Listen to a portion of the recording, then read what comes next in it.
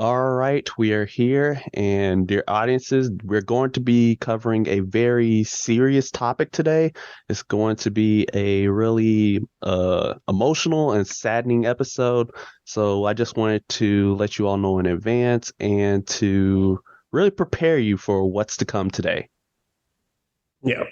Uh, Thank you that you mentioned that just because just the weeks that we've been having, but also just like the content of the movies definitely touched us in a certain way. So just to kick it off, I'm Demetrius And I'm Demetrius, and Meech and Meech presents. the Blerd City podcast. So we have another special guest today. I think that for the rest of just the first half of season two, we're going to have guests, which is pretty cool. So if you want to introduce them each since you know better. Yes. All right. So who we have here today is my boy, my homie, my ride or die. This is a man who I've known for a while, and he out here for the nerd culture, and he's out here with it all. Meet the dreaded Double D, Donovan. Hello, hello. Thank you for the introduction. Thank you both for having me on. Yeah, definitely. When we were coming up with like who we wanted to have guests, because we definitely wanted to have more guests in season two. I was like, all right, meet who you got for us, and then popped up. So I was like, dope, definitely. So before we get into everything, let's hit you with the legal spiegel. All right. So the purpose of this podcast is to explore digital and print media. All sources we reference are owned by their respective companies, and our thoughts and opinions are strictly our own and reflect no biases or corporate agendas. Your discretion is advised. Dope. So we're gonna hit you with the if you're listening on Apple, YouTube, Spotify, or wherever you just listen to your podcast, like, share, subscribe, rate, just so we can expand more, get into more nerd culture as it is, and really just get in a lot of people's ear, open up Blerd City. So getting into this, we're going to get into a relatively short one, but we're still going to see what's hot.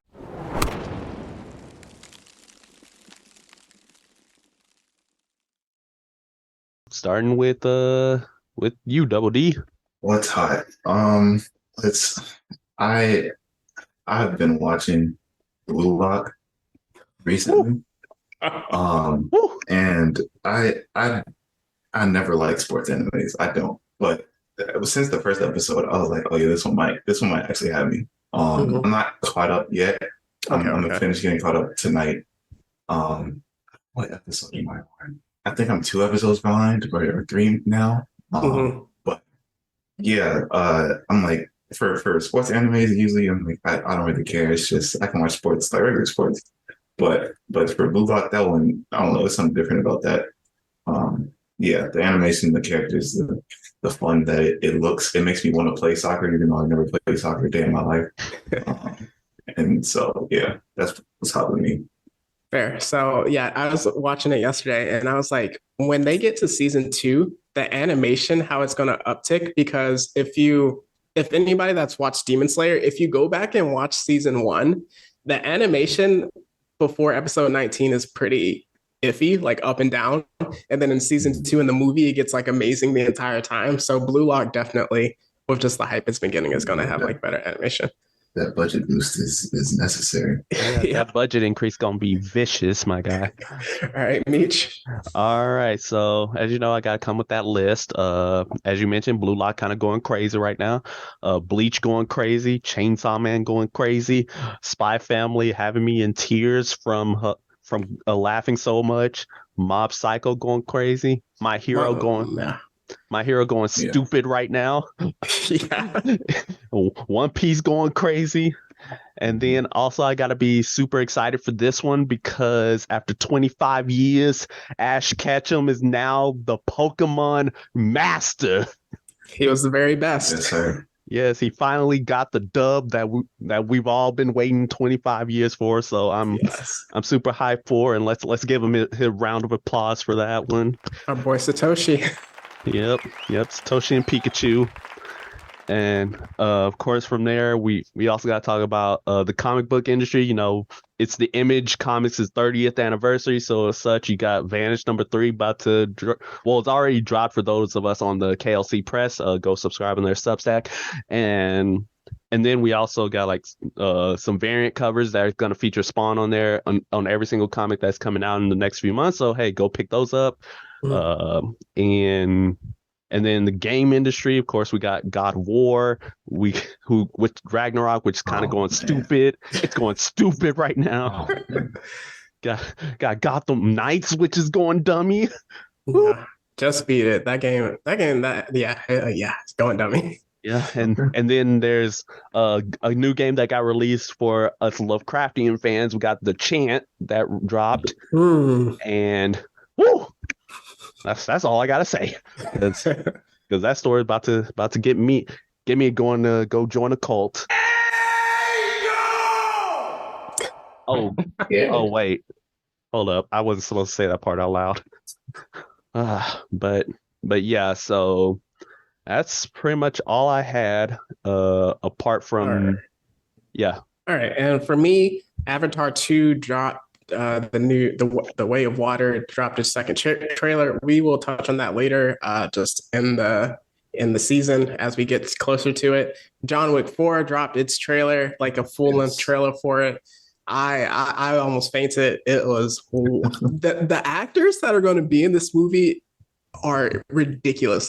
And then one other thing, it's not really what's hot, but just we really need to touch on it.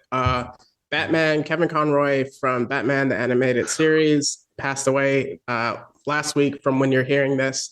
So he had definitely a big impact on a lot of our childhoods, just with Batman the Animated Series, the Arkham games, different versions of Batman throughout just life. So definitely sad that he's passing.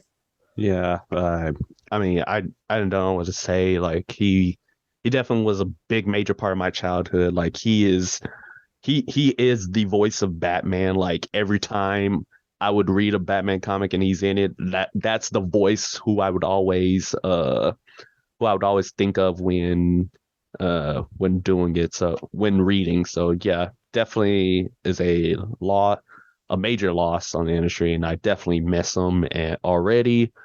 But a rest in power, King, and he's going to definitely be, definitely going to be sending them criminals and sending everybody in the afterlife straight to Arkham.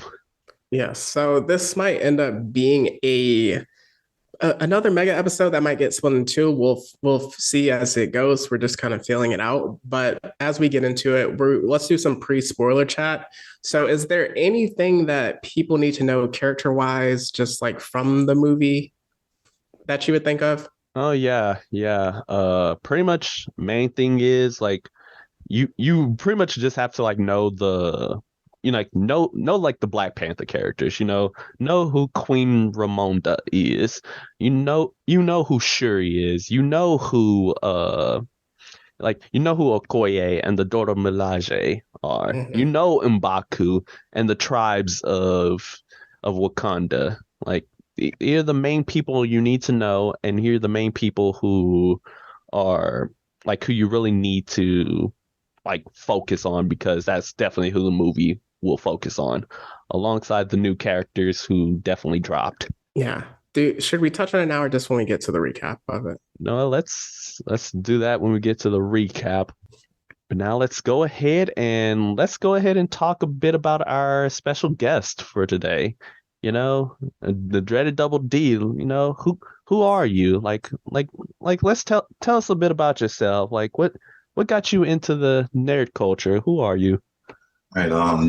My name is Donovan. Donovan Smith. I guess I was born into it. And it sort of, I guess, naturally came down to me. My brother, or my whole family, my dad, was into, Spider-Man, and when the Tobey Maguire movies came out, they had us watch it as a child, and from there, we wanted to draw Spider-Man, and I learned how to draw at a young age, and sort of kept with it from there.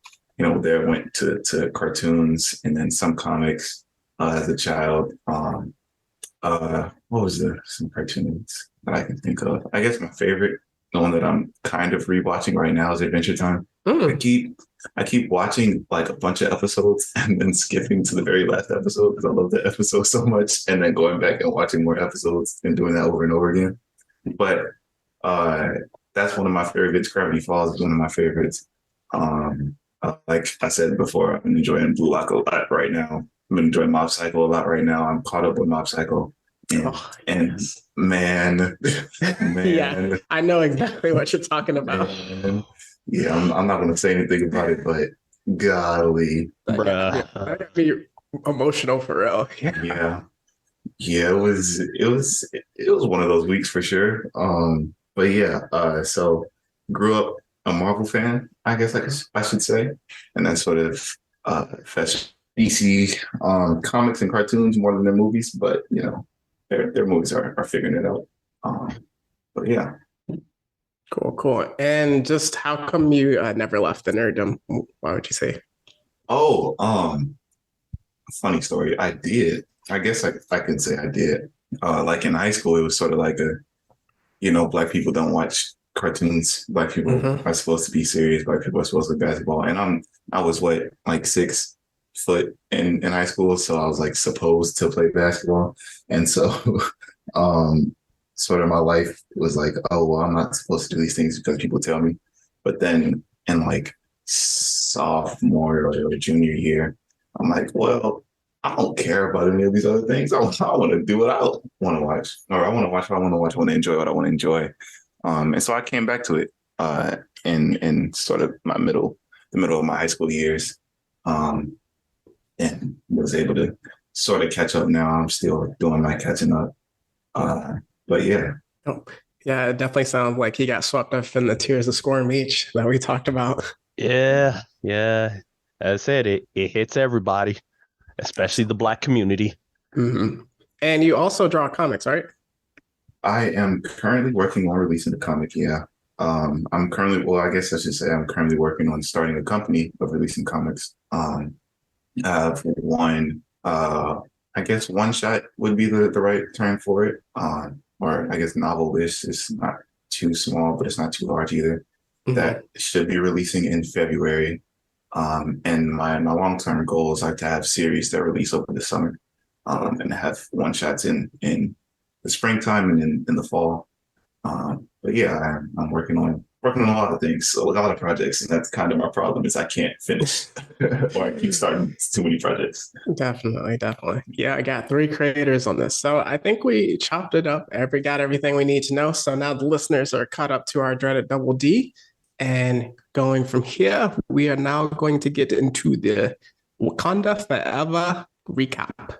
If you have not watched it, skip ahead. If not, proceed. So let's begin. All right. So, Meech, you want to just kick us off with just like the initial feeling walking into this movie? Like, this broke our rule. Like, this is the first time we ever watched a movie or TV show together. So, like, it was just too big not to. Whew. All right, so I gotta let you all know straight up. I knew it was gonna be an emotional movie. I knew it was, and I was 100% prepared. But life decided to say, "Oh yeah, nah, you didn't have enough grieving for that day." So essentially, like with a loss of a family member, kind of like earlier in the day, kind of set me off in a bad way. Like it pretty much kind of unintentionally prepared me for the grieving process, to which going into the movie, I was like, oh boy, I'm not ready for this anymore. So yeah, I was prepping myself mentally, I was prepping myself emotionally for this movie, and that's all I gotta say is like, man, I was not prepared for this movie. Yeah. Donovan, how do you feel walking into the movie? I was uh excited for it. I only watched the first trailer. And that first trailer was extremely powerful. But I was trying to do my best to ignore or dodge any spoilers or theories that I can make up on my own. Mm-hmm. I've been doing it recently, but specifically for this movie, I didn't want anything to be like uh uh taken away from the actual movie because I saw it in the trailer or because I saw it in a breakdown or heard a theory about it. Mm-hmm. And so I was just ready to start as soon as possible. And then it started and I was like, wait.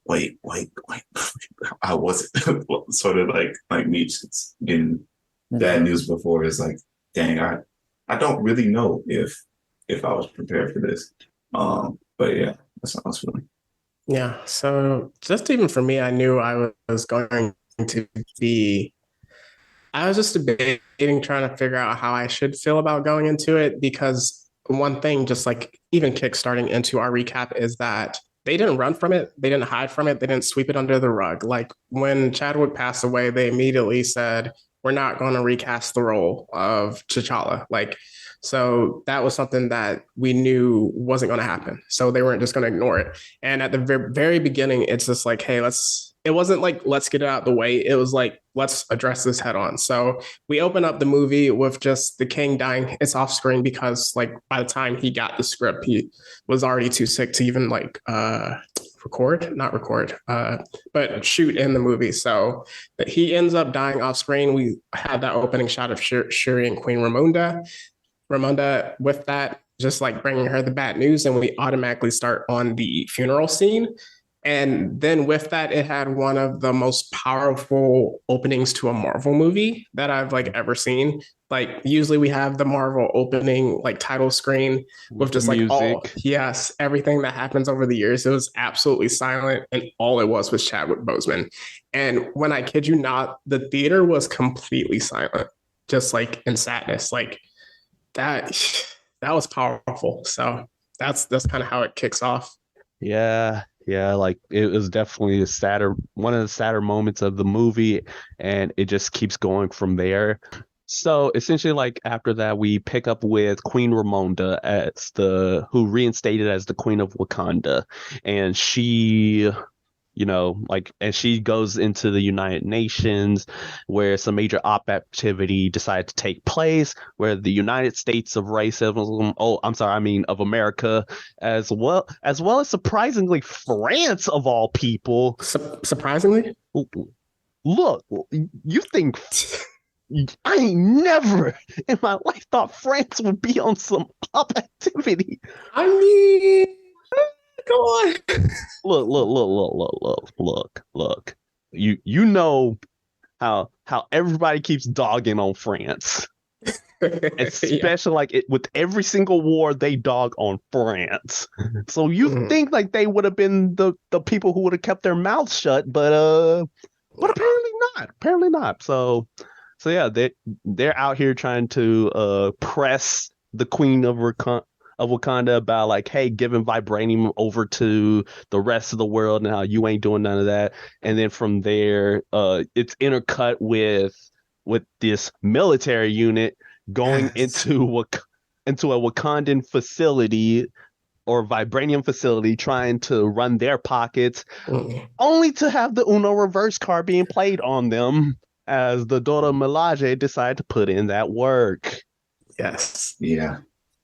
sending them mercenaries straight to the gulag and bringing them straight to the UN where Queen Ramonda decided to cash in her receipts straight to France because Mhm. that's who the mercenaries were from. At first, I thought they were going to bring in their heads.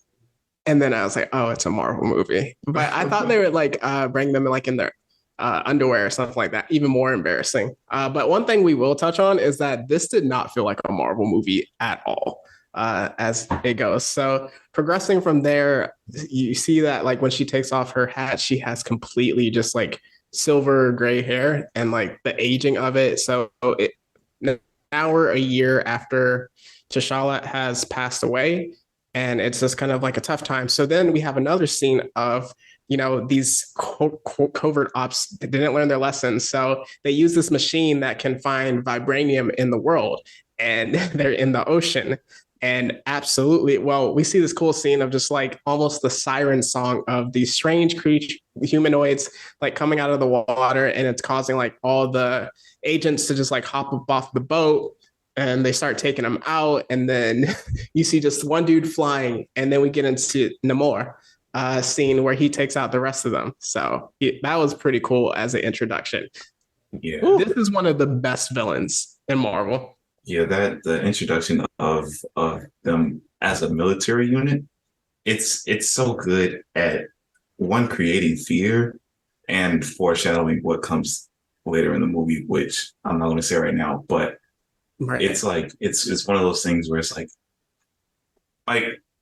in other Marvel movies where it's like you see the villain, but you know the hero has a possibility of defeating them.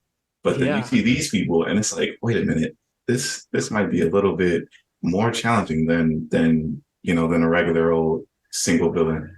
That yeah. Yeah, That's definitely a great point because as we progress, we'll see how just like powerful of a villain adversary they are. So, just in terms of the recap, this is the 2 hour and 40-minute movie. We cannot recap the whole thing. So, we're going to skip to just kind of the main points. So, going from there, we see that Shuri is still dealing with the grief, but her mom, Queen Ramonda, invites this ritual that will kind of help her with the grieving process because she's been buried in her lab. She hasn't been sitting with it, just her trying to bury it underneath work, and just different solutions with her brilliance. And we see Namor pop out of nowhere. Like he sneaks into a condo, which is like one of those things that were established in the first movie where it's like you can't sneak into Wakanda. And then even in Infinity War, all of Thanos' army literally had to like thousands upon thousands crash into the shield in order to break into Wakanda. Like it's not as simple as you just walk up out the water into Wakanda. So essentially he's like,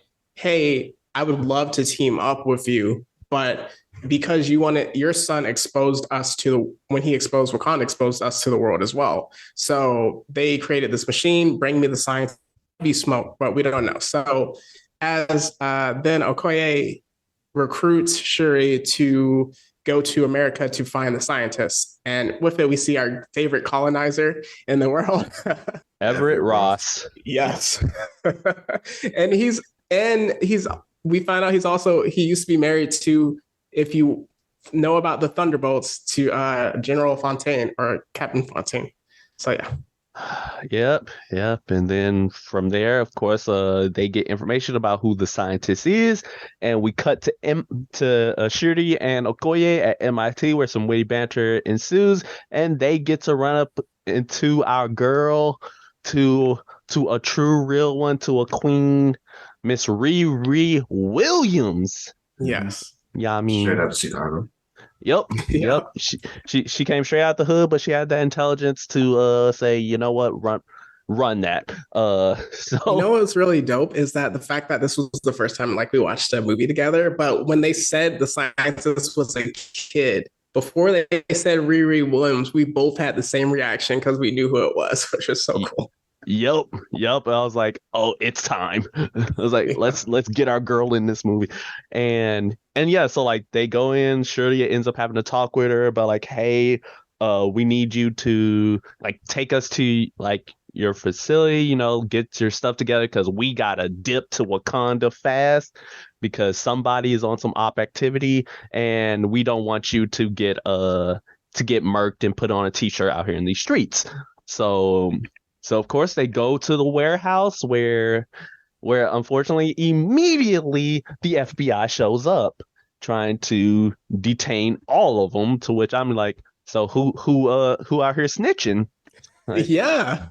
like, who out here snitching on the bag? And so unfortunately, so of course it leads to a giant chase scene in which Shuri's on a bike, Okoye got the car with her spear, being majestic, and then we see what Riri Williams was piloting, and it was a proto Iron Man suit, one that she built in her little garage over the course of a couple years. I'm like, so it's happening. Yes, it's time. All right. Yeah, and just as you mentioned, so chase ensues. Obviously, they get past the ops, but then the real ops show up, and a whale appears in the Boston Harbor of all places. And Donovan, if you want to take this, kind of like how you mentioned, like usually like the sub bosses compared to the bosses are like throwaway. You can like easily beat them, but these ones were different. Yeah, they literally prove their point. Of like what you feel during the first scene when they pop up is like they're so close to the Wakandans that they might be better than them. And Okoye and one of the generals, I forget his name. Oh, Atuma. well choreographed. Loved watching it. A lot of the fight scenes in the movie are really well choreographed, but that one was a real big standout. And Okoye actually loses, and she gets tossed into the water. I believe she's like sort of knocked out, and maybe the water wakes her up, or she's like gasped or something. And that leads to them, or Shuri wakes up, and she is trying to save both her life and Riri's life.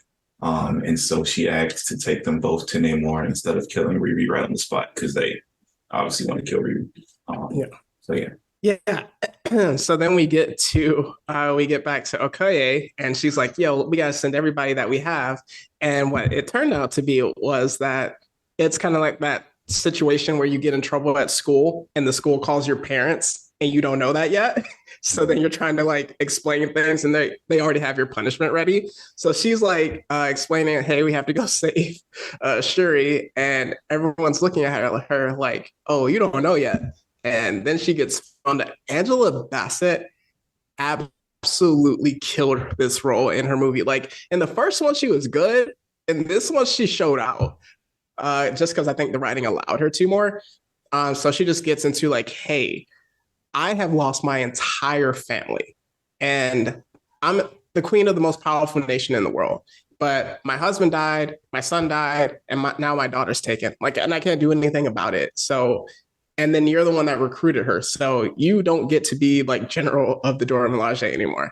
So that was definitely rough. And then so going from there, she goes on her own recruiting mission, which we will touch on later. But then we get into Shuri and just Riri and how Namor really takes his role and kind of explains his. Yeah, so essentially Namor, we get into his origins, how he's a mutant a mutant. Yes, that word was yes, the word was dropped.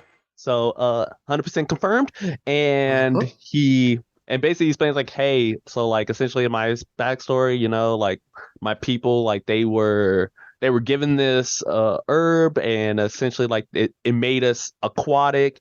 I was the first natural birth, so I got like birthright as king, and then like my mother died of heartbreak because she missed the land, so we went to bury her on the land, only to get attacked by the Spanish Inquisition. And at that moment, I had to run everybody's pockets because hey, you out here enslaving people and I'm not with it. And to which I'm just like, yeah, bro, I get that. A plantation in an MCU movie, straight up. Yeah. And of course, with Namor and his powers, which includes a flight and Omega level strength, he decided to, decimate the entire plantation. I mean, he did right by the people. And that's where he got his name from one of the white devils. As they're called. One of the white devils, and who end up saying like, nah, you are Namor, you're the child without love. I'm like, yeah, I am. And from there, of course, he takes Shuri to all the way down through the ocean to the city of Talokan, which really should have been Atlantis, but I get the reason why they decided not to call it Atlantis, due to Aquaman apparently doing it first. But even though Namor came out first, but that's neither here nor there. But yeah, so like she basically sees the people of Talokan and see like the similarities between them and Wakanda and just how beautiful things are. And he just proposes in alliance like, hey, I'm gonna go out here, I'm gonna run roughshod on the entire world, the entire surface world, Wakanda. I'm gonna need y'all's help. Like, I need y'all to like work with us on this endeavor. But if you don't, y'all gonna be first on our list. Yeah, I like how they modified it, because when they got Riri and then the Talokans, which are the name of the people, took them, I was literally like, hey, she didn't mean to do it on purpose. She wouldn't create another one on purpose to look for vibranium. And then she's a kid. And that's like, so I feel like Namor, you would understand that. And then eventually he got to the point when explaining this is that the fact that she did it means that other people are going to try to do it now or emulate it. So it's much bigger than her. And I really like that explanation because like this is like kill the scientist, kill the scientist. I was like, she is literally did not mean to do this at all. So that was definitely a good explanation. Mm-hmm. Mm-hmm. So yeah, and then from there, essentially like Shuri. Oh wait, we cut back to Queen Ramonda, who ends up recruiting uh to a certain baby girl, Nakia, because she was out here running a uh a whole like bakery in Haiti. Yeah, bakery. Is that what that was? Orphanages. I think It was an orphanage slash bakery. I don't care what it was. All I cared was that Nakia was back. I Mhm. do not care. But like, and you may be wondering, like, hey, why wasn't she in Wakanda? It's because of the fact like she couldn't handle T'Challa dying. And Mhm. that again ties all the way back into the concept of grief. Because like, some when you're grieving, sometimes first thing you do is just run away from the situation, and that's completely human. That's completely normal. But we're gonna get into more about that later. But Mhm. yeah, so Queen Ramonda managed to convince her, like, hey, you know death's not the end for Wakandans, and I really need your help to infiltrate where Shitty's been taken, and please get her out safely. Mhm. Speeding along, essentially, Shuri. We have to talk about Shuri is really like the central focus of the movie. One thing that at first in the movie was kind of hard. It was like, okay, who's the main character? It's kind of Shuri, but you can tell it's missing a central character. And then when it focuses in on her, she is very angry in her grief, which she touches on later, getting in deeper. So like that's why Namor like is recruiting her, appealing to her one on one. Eventually, Nakia is able to infiltrate, save both of them, but she ends up killing Antiloken in the process. And Namor is like, "Oh, bet y'all want the smoke then." After a really cool scene where Queen Ramonda uses a shell that he gave him to summon her. And she was like, if you don't give me my daughter and the scientists, we're going to expose you. And he said, if you do that, I'm going to take Wakanda off the face of the earth. Don't play with me. So after that, they get back and they think everything's cool. And whoa, this is where the next like silence in the theater occurred. So Namor attacked Wakanda, like straight up, infiltrated again. And this is with them completely alert.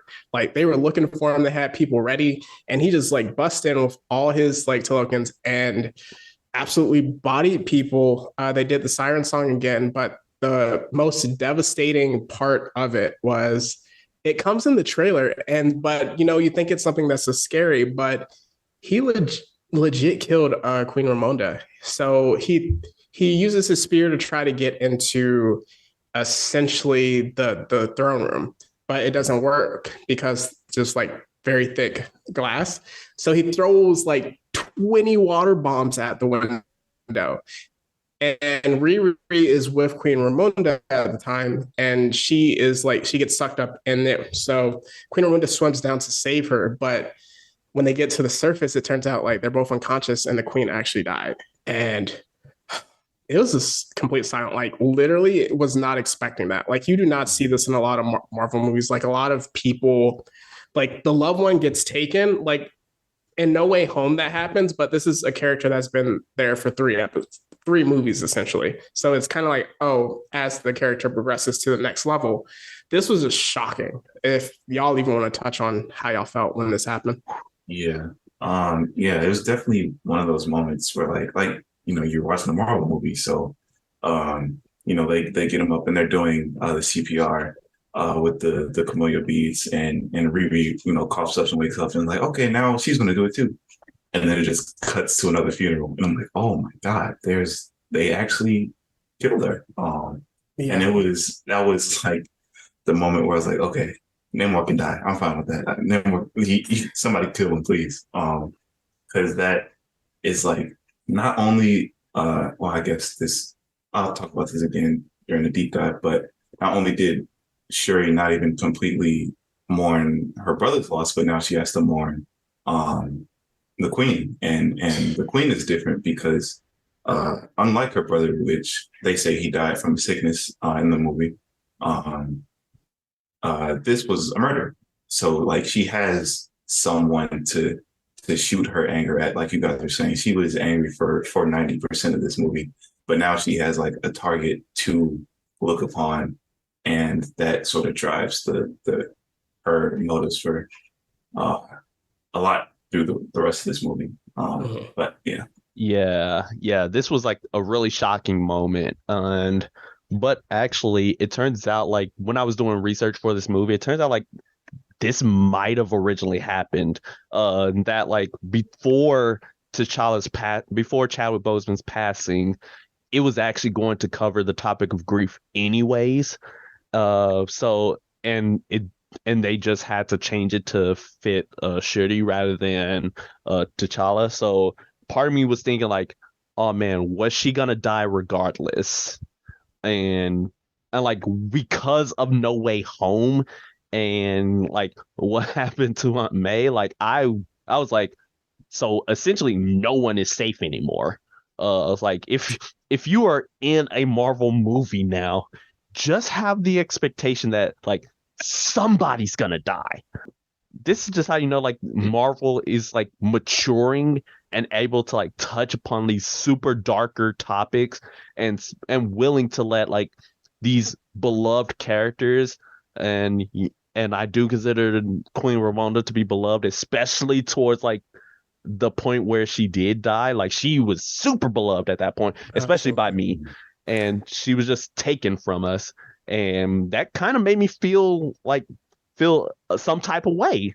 It made me feel some type of way, and I think that was Coogler's point. It's like, hey, like he was going to like he made us feel almost the exact same thing Shuri is at this moment. So yeah, I think like her death was shocking, but it made its point. Like even thinking about how you mentioned Aunt May, like even a Yondu in Guardians of the Galaxy Volume 2, but that was the end of the movie and kind of like it made sense in the story. Whereas this one was like it felt like real life where it's like you just lose someone and it's like it sucks. Like deal with it. And like not epic heroic. It was just like, golly, like this sucks. Especially just like already we're dealing with like real life Chadwick and then just even him in the movies. So just progressing story because we're going to get into grief later. But all it is essentially prepping for war. Also in the background, Agent Ross is kind of doing his thing, navigating. So we do see a scene, which one of the themes I do like is that they did not shy away from colonialism and just like even the mindset of colonialism. Because we see a scene where it's like CIA is like, hey, is Wakanda attacking us? Okay, let's destabilize them. And that was like, boom, like even us just all being black is just like, oh, we know what they mean by let's destabilize them, and just like the foolishness that follows with that. So we see him like he's really trying to work against the ops in that situation, but then also in Wakanda, so Shuri and Riri are like, hey, we have to prep because Namor gave us an ultimatum. So in 7 days, if they don't join with the Talokans and like fighting against the world, he's going to wipe the rest of Wakanda off the face of the earth. And there has been no sign whatsoever in this movie that they can touch any of the people, especially him. But they learned that he has a weakness. So all the rest of his people have water mask, essentially, that help them breathe when they're above land, on land. But he uses his skin. So that's how he takes in water. He's able to be powered on land, essentially. So he uses that water to hydrate him. And so then we get our taste of Ironheart, which I'm looking so forward to when they get to that later. Ironheart, Shuri also recreates the herb. So she gets the powers of the Black Panther, and we see a scene that was incredible. Let's get into it. So of course she's in the ancestral plane, you know, because of how it is. And like the way it's framed, right? You just see like she's like in the throne room and it's from behind. and you just see a little thing just popping outside it. At first, I thought like it was gonna be her mother, but like it was taking too long to like turn around. So I'm like, oh no, it ain't anybody else. I was like, is it gonna be Bast? Is it gonna be the Panther God? I thought it might No. be her dad too. Yeah, Yeah, but it could no. have been him too. It was like, but no, it was the goat. It was a real one. Killmonger, baby. Yes, that's Wow. right. The hated cousin decided to make his return. Mr. Michael B. Jordan himself returned as Killmonger in the ancestral plane. And Shuri is all types of tight about it. Like she is like so angry and so confused as to why he's there. And because Killmonger, he is him, he decided to exude that him energy. And it's like, hey, yeah, you called me here. And like she kept trying to like berate him, about like how he was a terrible king. And it's because of him that T'Challa died because he was the one that burned all of the heart-shaped herbs. And but then he just goes and retaliates. He's like, yeah, but I'm the king that forced change. I'm the one that was willing to do whatever it takes. Yo daddy, he killed his own brother and left me. Yo, Mhm. and so he was a coward. Your brother, he was too noble to be a king. He let people who should have been like he let his father's killer go. Like nah, but me, I will do whatever it takes, and I can tell like you will too. Like I can see you and me. It's like the we are all alike trope. Like Mhm. so, and yeah, and then Shirley wakes up, and from there, like again, she's all types of tight, she's all types of angry, but she realizes that the heart shape herb works because in her anger she strikes the pillar, and then Yeah. that suit just ends up getting smashed right into a wall, and she's like, oh, all right, I'm gonna go be Black Panther now. And she creates her suit, which funnily enough was modeled after Killmonger's suit, It definitely looked like it. It definitely looked like it. which I'm just like, wait, hold on, what are we doing right now? That was the best looking suit so far. It's definitely up there between the first Black Panther suit in my opinion, but yeah, That's fair. so yeah, but like moving on, right? She's basically like say like, hey, I'm the Black Panther again, and we are going to war with Wakanda. I mean with Talokan and Namor. Mhm. And she ends up having a conversation with M'Baku, and this was where I was like, oh no, things were getting terrifying because like she's like, look, I'm gonna murder Namor, and we are going to murder all of the Talokan. And M'Baku's like, listen, if you go down this route, it's just gonna be nothing but war, and it's gonna be nothing but death and destruction. He's like, I don't care. I want to run somebody's pockets. It I was want definitely smoke season. Yes. I want to put Namor on a t-shirt, and you are going to help me do it. Do I make myself clear? hmm And he was like, yes, my queen. Yeah, she wanted to put him on a t-shirt and a beach towel. All right, so Donovan, you kind of want to, would you want to walk us through just the fight scene? Yeah, I can keep it going. Yeah, after she's lets everybody know that they're going to go kill Namor, they her and Riri they find out that what did they say? It was something like a jellyfish that he soaks up water in his skin and Yep. uses that Weakness. as his strength because in the fight in Wakanda he had to retreat to the water to come back and continue fighting. Um and so they figured that out. So they have a plan to separate Namor from his army.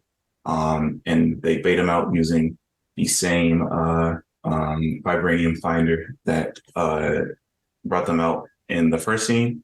And so they go, the Talokan people, they find it, find out it's a trap.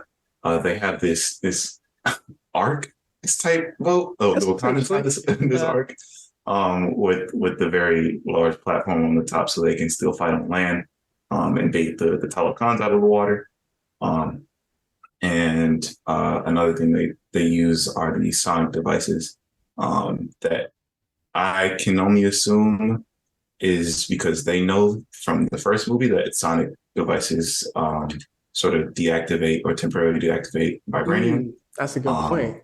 And they do get Namor to be separated from his army. I forget. I believe they used the sort of tractor beam, which I forgot that was on the. It was like he popped. They first had Ironheart, where she actually has her suit in this one, and it looked like a Japanese robot, but it was pretty dope. So she chases him. She hits him with sunbeams, essentially, and then he gets caught in the plane. Their plane like catches him, and then Shuri hops in. So that kind of just like is how they capture him. Yeah, that's how they do it. And in that ship, they have it set up with these heating devices that is drying out his skin. And he starts to attack the ship, and because his spear is tipped with pure vibranium, it would cause the ship to explode. So Shuri takes him to the desert. And one of you guys can see from there. Yeah. It was definitely one of the things that I thought about, like, over the course of the plan. I was like, this is why you're not a battle tactician, Shuri. So we are fighting a bunch of Talokans who specialize in water in the wide open ocean. It wasn't like the ocean and then a beach right next we can go to. It was like, we're just going to fight them on a boat in the ocean. So, we're going to fight them on their turf. I'm like, oh, no. And so, like, one of the main Talokan side generals, she stabs the Sonics. Namor, yes. So she stabs the Sonic thing, so cuts that off, and then throws like 1,000 water bombs at the ship and knocks it over. So over the course of that, we see Okoye and another prominent Dora Milaje. They had these suits that Shuri built, which looked like Predator suits, if we're being real. It did. So they're like not superpower, but like they essentially, it's kind of like Iron Man armor without the beams and stuff, but it kind of helps them even the battlefield, but they are completely outnumbered. A lot of the Wakandans get wiped out in the scene. And then over on the island, this is where it did not feel like a Marvel movie at all. They were throwing hands. Like Namor was like, yo, these hands are rated E for everyone, equal opportunity, butt whoopings out here, bro. And just like, so they were like trading bars, and he stabbed her with the spear straight through. Like it wasn't like a slash, and it's like, oh, the slash is much deeper than we thought. It was like stabbed through the chest. Well, not even the chest, the stomach. The stomach. Into a rock. And then he's like, okay, I got to walk off. I got to get water. So she breaks it, just like the tip of the spear, pulls it out, which was like, oh, so hops over him somehow, and then explodes the ship. And I thought she killed him right there. And like in my head, I was like, is this a Marvel movie? What's happening here? If you just want to take it, Mage. Oh yeah, I was like, is this Marvel or is this a DC movie? Because it's kind of wild. But yeah, like Shuri pretty much put this man down. She didn't put him on a t-shirt. She's like, hey, yield or I kill you. And eventually he yields, and then like he comes back. They both come back just in time for all of the Talokans who were surrounding the Wakandans. Like, hey, let's cease fire. We got a temporary truce, and like let's just leave. And leave that they did. Because she was really gonna kill him at first, but then she just like had those memories flash in her head of like what she. It was really weird, this scene. I don't know if she actually said that to Killmonger or not, or like the part where she's like, "Yo, I'm not my brother. I'm gonna kill everybody." And then also there's like a scene where it was, okay. So, because like in the original scene, she didn't say that, or it just cut. Yeah, it cut like mid, like right before she said that. Okay. And then there was also where we saw Queen Ramunda or Mufasa saying, remember who you are. So that's when she made the proposal of like, hey, we can be allies. We will protect you. We won't say anything about you, because the world doesn't know who the Talokans are at all during this whole interaction. So That just kind of, and then it goes to where Meech is like. So we essentially just wrap up. Everyone kind of goes where they need to go. We see a scene where Namora goes to Namor and says like, "Hey, that was really weak what you did. I didn't think we'd be like allies with the Wakandans." And he is like, "No, they don't have any other allies. So this is only going to make us stronger," which So is going to be really interesting. yeah, essentially he got what he wanted in the end. This is the one of the few other times where a villain actually wins in the end. He may have lost the battle, but he won the war.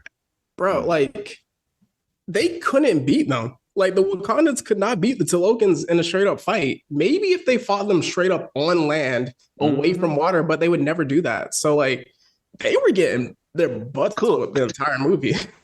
Cooked. Yes. So just to wrap it up, Riri can't take her suit with her, which was sad. But when we get to just like another discussion, well, we know that that's not the end of her. Also, Shuri saves the car that was destroyed. It ended up being her dad's car, which is a really touching moment. Agent Ross is saved by Okoye, or the bald-headed demon, which had the theater rolling. So it's going to be interesting to see what role he plays in Thunderbolts if he does have it, because I feel like that's not the end of his. Especially since they gave Fontaine a big role in this movie. Definitely want to see how that plays out. And then so then Shuri goes to Haiti, and we see a really touching scene. Yeah, but before that, M'Baku actually does end up becoming king of Wakanda. Okay, so I wasn't sure, because I was going to leave that for like what we want to see next. So I wasn't sure if that was a joke or not. So he really became king of Wakanda. He really became king because like nobody was there to challenge him. So so he did become king. But onto this heartbreaking and touching moment is that Shuri goes to Haiti with Nakia, and she finally burns the funeral robes, which is the ritual that Queen Ramonda was trying to teach her at the beginning of the movie. And then she starts like having flashbacks, which rolls to previous footage of Chadwick Boseman and like his interactions with Shuri, and she just breaks. Like she's finally grieving, she's finally embracing the emotions of her brother and her brother's passing, and she's finally allowed to cry as the movie ends, and then cuts to credits, which with our queen Rihanna making her comeback. Yep, her first single in years. And of course it was tear worthy, and then cuts to the mid-credit scene, or at least the final post-credit scene, where it continues from there, like with Shuri crying, and then Nakia brings out a boy, a certain boy. Arceus. Or Atreus. Read it, boy. But yeah, it turns out it's her son, and is like, hey, say hello to Aunt Shuri, and that lets you know right then and there it's T'Challa's son.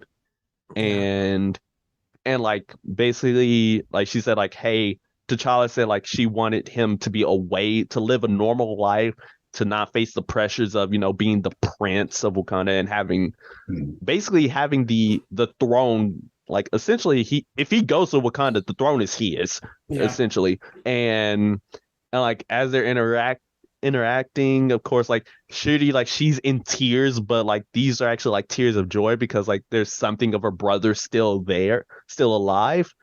And then it turns out, like in another Christian moment, is that like the son's like Wakandan name is Prince T'Challa, King, son of King T'Challa. Yeah. And that wraps up the movie. So just even going to that, we can discuss what went right, other themes and topics we picked up on. For me, it really felt like Ryan Coogler and then also Kevin Feige said, hey, this movie is yours right now. We know we have a lot of stuff. This is the end of phase 4. We have phase 5 coming up, 6, mutants, all kinds of things coming up. This is your movie to honor Chadwick Boseman and to tell the story you want to tell. And just like even with the end credit scenes, like coming into the movie, I was like, okay, are there going to be end credit scenes? And it's like, there is only one mid credit scene. There are no extras. And just like how that was different. There wasn't a lot of, oh, this person made a cameo for the sake of setting up a future movie. Like potentially with like a few people, like how we mentioned with Fontaine, and then even Namor being saying mutant on screen.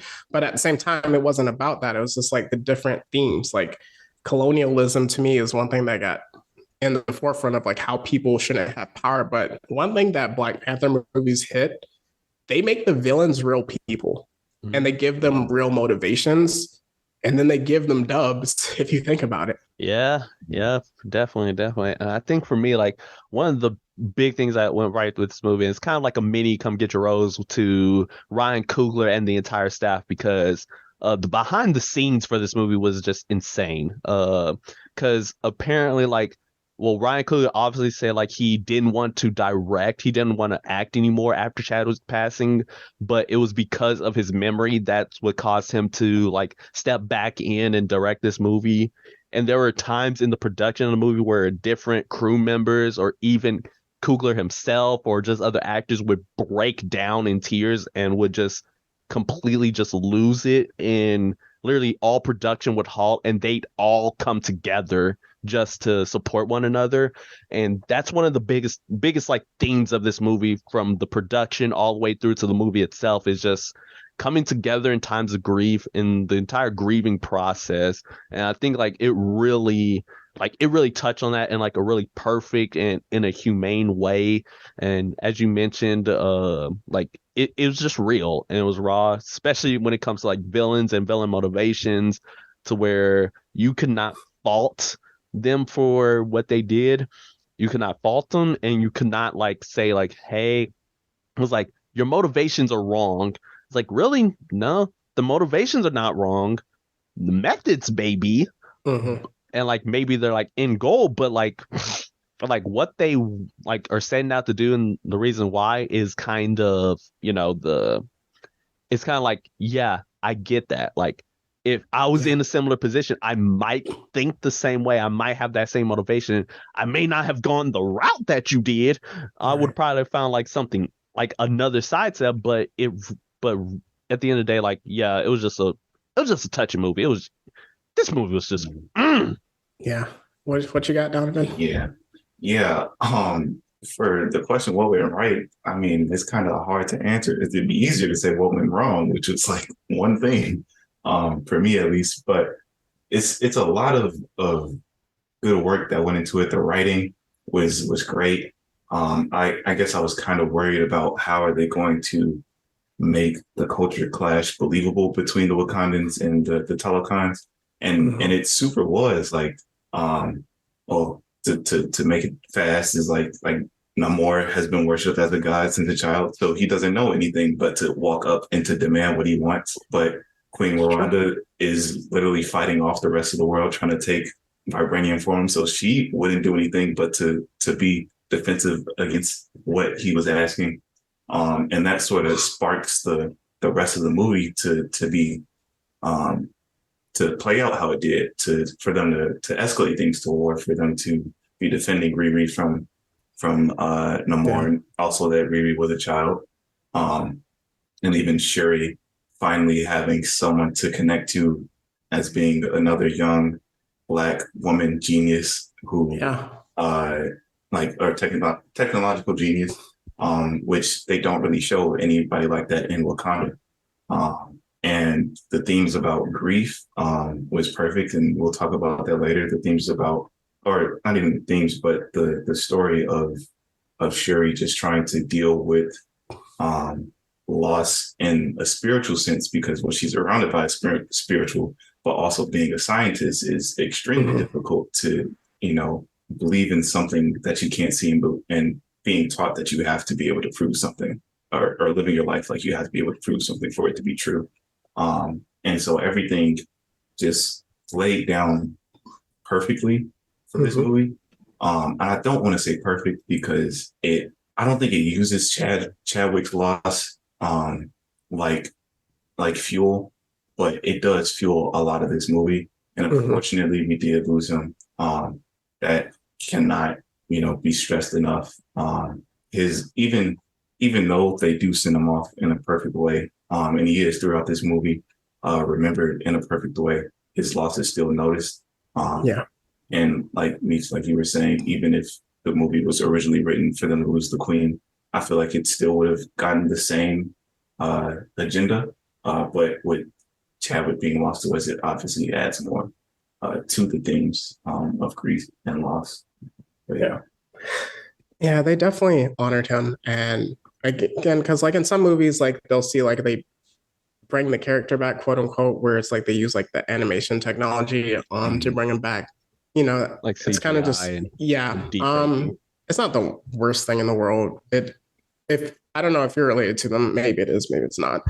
That's not for me to necessarily say. But just kind of with that, I'm so grateful that they made this movie to honor him. And one thing I would love to touch on one day, Meech, we don't have the time for it today, is like the debate between, I've just seen like a lot of directors be like, hey, Marvel movies and just like DC movies, like they don't have any emotional connection to it. Like I've seen that just like in recent weeks. I disagree with it, but we just don't have the time to talk about that fully today. So going from there, we're going to get into our awards.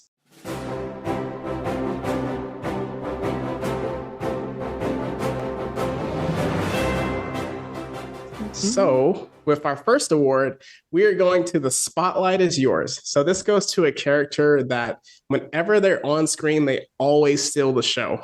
So it cannot go to the main character of the movie.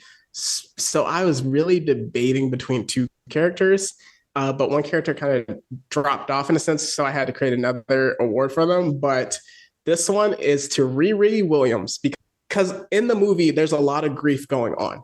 And when she comes on, it brings energy to the entire movie in like a lighthearted way. Again, kind of like you mentioned, Donovan, where it's like Shuri has someone that she can connect to. Riri, she's just ignorant to this. So she reacts in a way that a lot of us would have like, hey, these Wakandan people are just want me to go to Wakanda. I'm like in college right now. Like I got tests to go to. And when she said differential equations, I had like shivers because I remember I remember that from physics major. I got scared. But just even with the Ironheart suit, which it was not the best Iron Man suit because I was caught up in the moment. I was too hyped. I was like, I had to think about it, but it definitely looked good. And when she actually gets to create her real suit, I'm going to be excited for it. So Riri, come to the stage. You are an Ironheart and the spotlight is yours.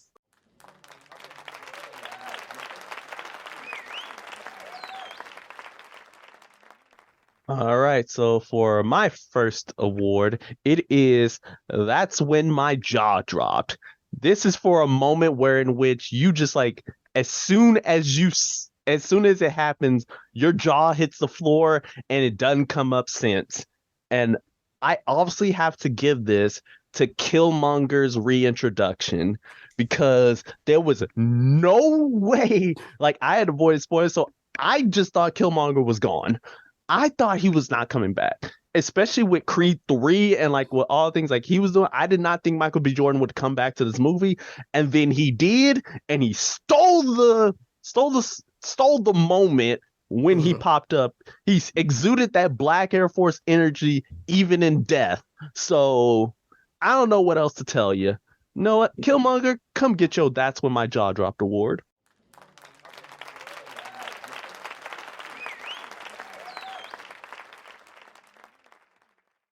I saw like when Chadwick, we first lost him, there were rumors or just like speculations from fans about will they bring back Killmonger from the dead in order to make him the Black Panther and kind of redeem him from different aspects of that. But then we kind of like just from the production, how one cast member, they really needed them a lot. So we kind of knew who was going to be the Black Panther, but it wasn't confirmed. So it's like, okay, that was going to happen. And speaking of which, just stay on stage, Michael B. Jordan, because you were stealing money. And that's our Stealing Money Award. It goes to a character who just pops up randomly for a short scene or whatever and just steals money. So definitely come get your award.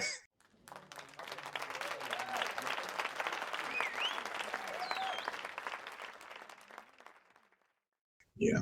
Yeah. If I could steal Meech's, I definitely think the Black Air Force Award can go to none other than Namor.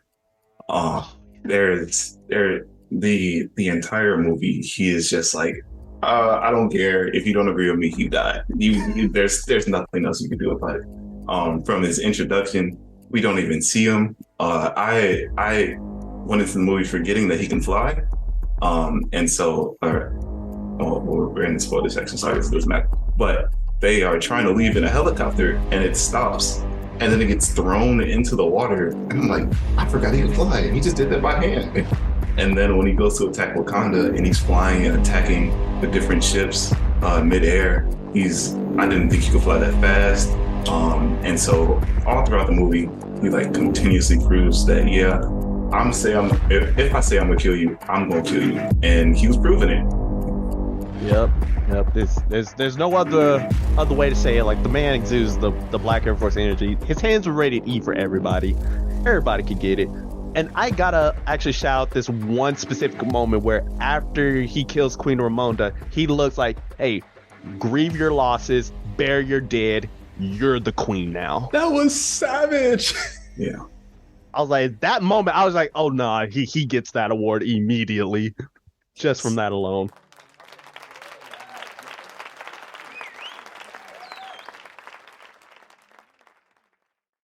And for the next award, we have the Yas Queen Award. And this can only go to Queen Ramonda. Angela Bassett, this beautiful, beautiful queen. She felt like she was going for an Oscar in this movie. Like, this was a powerful performance where just from her introduction, where she was on stage and she was like, hey, we know what y'all saying about Wakanda, but if y'all think y'all just gonna take advantage of us, that's not what's about to happen. So just even that, the scene again where she fires Okoye and she's like, yo, I lost everybody. Like, I'm not trying to hear about what you are feeling. Like, stop crying, get up and get out. So just with that, saving Riri, the mother-daughter connection. In Marvel movies, we don't get a lot of parent-child connections. It's a lot of, mostly my dad sucked and he wasn't there for me, or he was too hard on me. Now I like live my life trying to prove him wrong. But just like with the daughter-mother connection, even like in the first Black Panther, the mother-son connection, definitely felt that. So yes, Queen, you definitely get this award.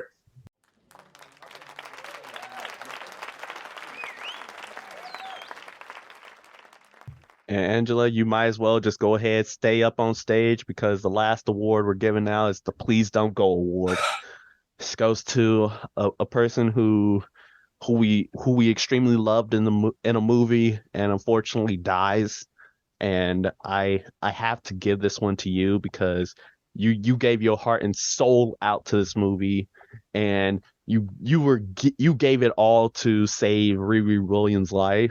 And I had a split second hope that you were gonna pull through too, and maybe just end up in a coma for a while and probably get out. But no, you were gone too, and you left us, and you left a giant hole in everybody's heart, Shooty's and mine.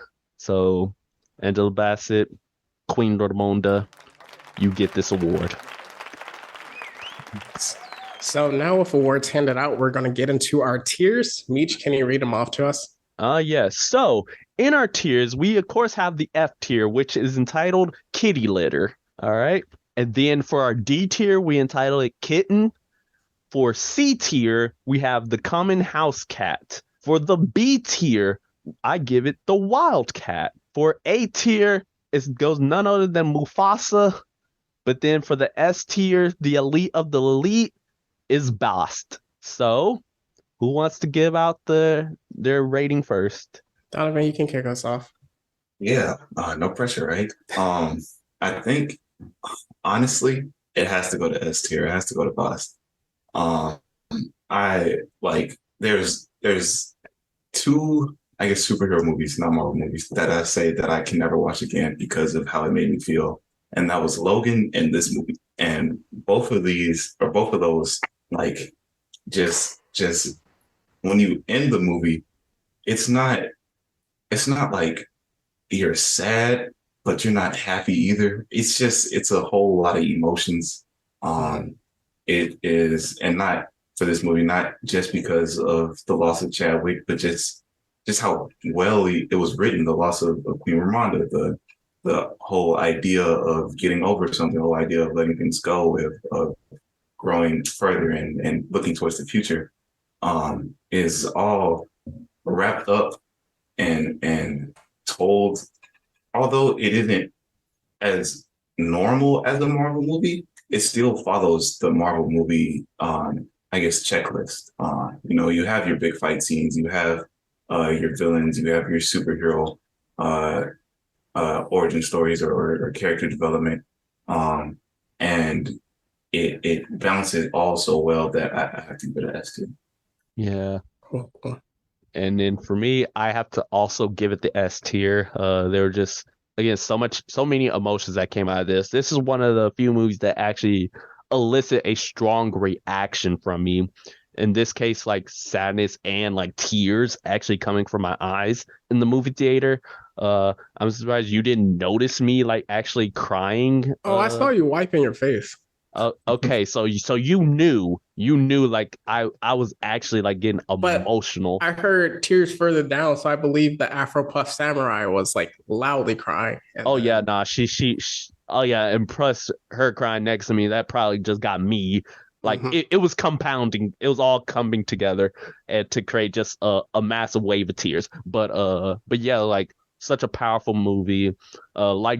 Like Donovan said, like I probably won't be able to watch this movie again for a while. Uh like the last time I even cried during a movie was No Way Home. But for obvious reasons. And like yeah, like this was just an amazing movie. Like another one where the villain makes a lot of sense. Another one uh where just where the point was made, the theme was evident throughout, and you really feel the loss of Chadwick Boseman and T'Challa, the Black Panther, and it doesn't dishonor like him at all. It really honored him and his legacy. So I have to give it the S tier. Jeez. So going out of it, I was like, okay, A tier Mufasa. That's not bad about it. Donovan, you made a great point about not being able to like just like really watch it and then comparing it to Logan, because that's exactly how I felt coming out of Logan, especially after X-23. When she turned the cross into an X, that was just like, yeah, we gotta do a Logan review, Mitch. Oh man, I still have not rewatched it. Yeah, I haven't either. Like I started it and I was just like, I just can't do it. It's too emotional for me. But yeah, I will stick with the A tier Mufasa. But this is high level A tier, where it's just like, bro, if you're able to rewatch it, you can. Like if you're watching on someone for the first time, but it's definitely just like it makes you feel in a way that a lot of movies don't make you feel. Like even just like high level storytelling non-action movies makes you feel. So I'm gonna give it the Mufasa, but it's definitely up there. So going out of there, we just finished our recap and now we're gonna enter our sponsor for the day. All right, for today's sponsor, we have ourselves the diving Academy of Talokan. With it, you're able to learn the art of diving in the waters, going so far below the surface that your bones can break and that the toxic water can end your whole life. However, thanks to the Talokan and partaking in the heart-shaped herb, you're able to overcome these limitations and be presented with power beyond your imagination and being able to dive into the deepest of waters. So please come join the Diving Academy of Talokan today.